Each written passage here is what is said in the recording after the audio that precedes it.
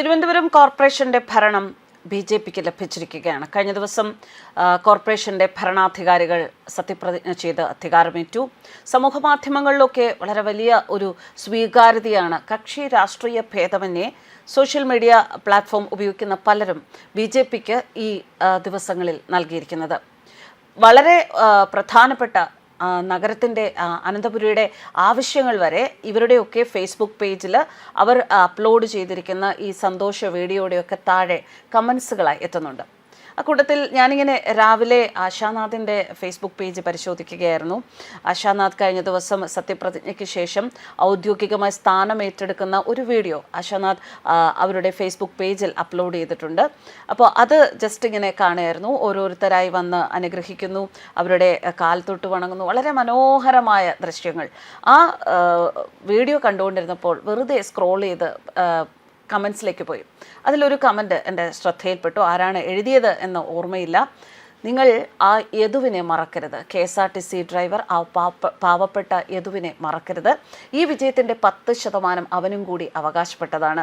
അവനൊരു ജോലി നൽകണം എന്ന് സമൂഹ മാധ്യമങ്ങളിൽ ഫേസ്ബുക്ക് ഉപയോഗിക്കുന്ന ഒരാൾ, എനിക്ക് പേര് നോക്കാൻ ഞാൻ മറന്നുപോയി, ക്ഷമിക്കുക, ഒരാൾ ആവശ്യപ്പെട്ടിരിക്കുന്നു. ഇത് ഒരാളുടെ മാത്രം ആവശ്യമായിരിക്കില്ല. ഒരുപാട് മനസ്സുകൾ ഇനി കമൻ്റായിട്ട് അവിടെ രേഖപ്പെടുത്തിയില്ലെങ്കിൽ പോലും പലരും മനസ്സിൽ ആഗ്രഹിക്കുന്ന ഒരു കാര്യം തന്നെയാണ് ഈ വ്യക്തി തൻ്റെ കമൻറ്റിലൂടെ കുറിച്ചിരിക്കുന്നത്. കാരണം ഏറ്റവും കൂടുതൽ കഴിഞ്ഞ കോർപ്പറേഷൻ ഭരണത്തിൻ്റെ ഒരു ഇരയായി മാറിയ ഒരു വ്യക്തി ആയിരുന്നു യദു.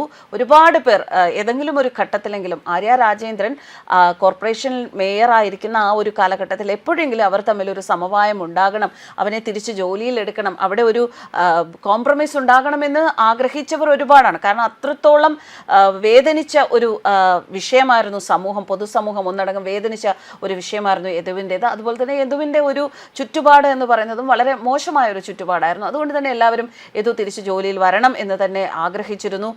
പക്ഷേ അത് ഉണ്ടായില്ല. ഒരു പക്ഷേ അത് ഈ കോർപ്പറേഷൻ ഭരണം ബി.ജെ.പിയിലേക്ക് എത്തുന്നതിന് ഒരു ഏറ്റവും വലിയ ഒരു കാരണമായിട്ടുണ്ടാകാം എന്ന വിലയിരുത്തലുകളും പൊതുസമൂഹത്തിൽ ശക്തമാണ്. അതുകൊണ്ട് തന്നെ ആ കമൻറ്റ് എന്തായാലും എനിക്ക് തോന്നുന്നു ആശാനാഥ് തനിക്ക് ഈ ഒരു അധികാരം കിട്ടിയതിന് ശേഷമുള്ള തൻ്റെ ആദ്യത്തെ വീഡിയോ ആണ്, സന്തോഷം പ്രകടിപ്പിച്ചുകൊണ്ടുള്ള വീഡിയോ ആണ്. അതിൻ്റെ താഴെ വരുന്ന കമൻസുകൾ ശ്രദ്ധിക്കാതെ ഇരിക്കില്ല.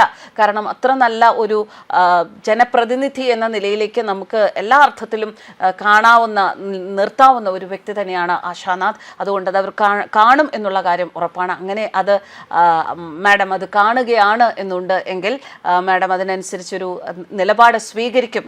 ഒന്നുകിൽ യദുവിനെ വിളിച്ച് തിരിച്ച് ജോലിയിലേക്ക് പ്രവേശിപ്പിക്കുമോ, അതൊക്കെ ഇനി ബാക്കി കാര്യങ്ങൾ നിയമത്തിൻ്റെ വഴിയിൽ മുറ പോലെ നടക്കട്ടെ.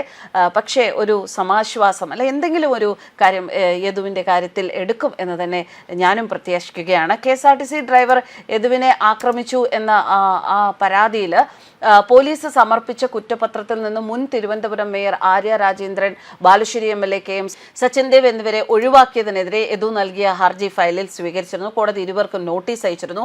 ആര്യ രാജേന്ദ്രൻ, സച്ചിൻ ദേവ്, ആര്യയുടെ സഹോദരന്റെ ഭാര്യ ആര്യ ഇവരോട് അഭിഭാഷകൻ മുഖേന കോടതിയിൽ ഹാജരാകാൻ ആവശ്യപ്പെട്ട ഒരു നോട്ടീസ് അയച്ചിരുന്നു.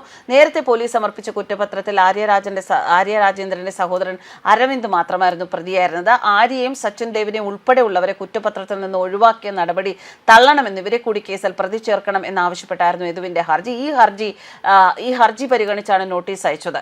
എന്തായാലും ഈ സംഭവം വരെയാണ് ഇപ്പോൾ ലാസ്റ്റ് യദുവിൻ്റെ കേസ് നിൽക്കുന്നത്. ആ അവസരത്തിലാണ് ഈ വിജയവും ഈ സ്ഥാനാരോഹണവും ഒപ്പം ഇങ്ങനെയൊരു ആവശ്യവും വന്നിരിക്കുന്നത്. എന്തായാലും ആശാനാഥ് അത് പരിഗണിക്കുമെന്ന് തന്നെ നമുക്ക് പ്രതീക്ഷിക്കാം. യുവത്വവും പരിചയസമ്പത്തും ഒത്തുചേർന്ന ആശാനാഥിനെയാണ് തിരുവനന്തപുരത്ത് ഡെപ്യൂട്ടി മേജറായി ബി.ജെ.പി ചുമതലപ്പെടുത്തിയിരിക്കുന്നത്. 2017 പാപ്പനംകോട് വാർഡിലെ ഉപതെരഞ്ഞെടുപ്പിൽ വിജയിച്ചാണ് ആശാനാഥ് ആദ്യമായി നഗരസഭയിൽ എത്തിയത്. 2015 പാപ്പനംകോട് വാർഡിൽ നിന്നും വിജയിച്ച ബി.ജെ.പി നേതാവ് കരുമം ചന്ദ്രൻ ആശയുടെ അമ്മാവനാണ്. 2017 ചന്ദ്രൻ ഷോക്കേറ്റ് മരിച്ചതിനെ തുടർന്നാണ് ആശ സജീവ രാഷ്ട്രീയത്തിലേക്ക് പ്രവേശിക്കുന്നത്. തൊട്ടു പിന്നാലെ വാർഡിൽ നടന്ന ഉപതെരഞ്ഞെടുപ്പിൽ സ്ഥാനാർത്ഥിയുമായി. അമ്മാവന്റെ മരണത്തെ തുടർന്ന് നടന്ന തെരഞ്ഞെടുപ്പിൽ മികച്ച ഭൂരിപക്ഷത്തിൽ വിജയിച്ചു. 2020 പാപ്പനംകോട് നിന്ന ആശ നഗരസഭയിൽ എത്തി. വാർഡ് വിഭജനത്തിൽ പാപ്പനംകോടിന്റെ ഒരു ഭാഗം ചേർത്ത് പുതുതായി രൂപീകരിച്ച കരുമമായിരുന്നു ആശയുടെ പുതിയ തട്ടകം. ഇവിടെ സ്ഥാനാർത്ഥി ആര് എന്ന രണ്ടാമതൊന്ന് പാർട്ടിക്ക് ആലോചിക്കേണ്ടി വന്നില്ല. CPMന്റെ അഡ്വക്കേറ്റ് സിന്ധുവിനെ 1081 വോട്ടുകളുടെ മികച്ച ഭൂരിപക്ഷത്തിനാണ് ആശ പരാജയപ്പെടുത്തിയത്. സോഷ്യൽ മീഡിയയിൽ ഏറെ ശ്രദ്ധേയാണ് ആശാനാഥ്. കഴിഞ്ഞ കൗൺസിലിന്റെ കാലത്ത് ഭരണപക്ഷത്തിനെതിരെ BJP നടത്തിയ പോരാട്ടങ്ങളിൽ മുൻനിരയിലും ഉണ്ടായിരുന്നു.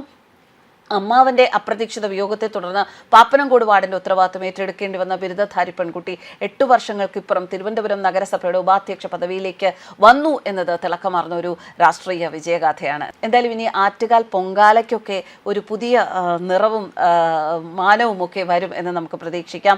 ഒരു സ്ത്രീ ഡെപ്യൂട്ടി മേയറായിട്ടിരിക്കുമ്പോൾ അതിൻ്റെതായ പരിഗണനകൾ സ്ത്രീകളുടെ ശബരിമലയായ ആറ്റുകാലിൽ നടക്കുന്ന പൊങ്കാലയ്ക്ക് ലഭിക്കും എന്ന് നമുക്ക് പ്രതീക്ഷിക്കാം. ഏറെ ശുഭാപ്തി വിശ്വാസത്തോടുകൂടിയാണ് തിരുവനന്തപുരത്തെ സ്ത്രീജനങ്ങൾ ഈ ഒരു സ്ഥാനാരോഹണത്തെ കാണുന്നത്. ഒരിക്കൽ കൂടി ആശംസകൾ. ജനങ്ങൾക്ക് ആവശ്യമായ ജനങ്ങളുടെ വിഷമങ്ങൾ മാറ്റുന്ന നമുക്ക് സാധിക്കുന്ന ഒരുപാട് കാര്യങ്ങൾ ചെയ്യാൻ ആശാനാഥിന് സാധിക്കട്ടെ. ന്യൂസ് ഡെസ്ക് കർമ്മ ന്യൂസ്.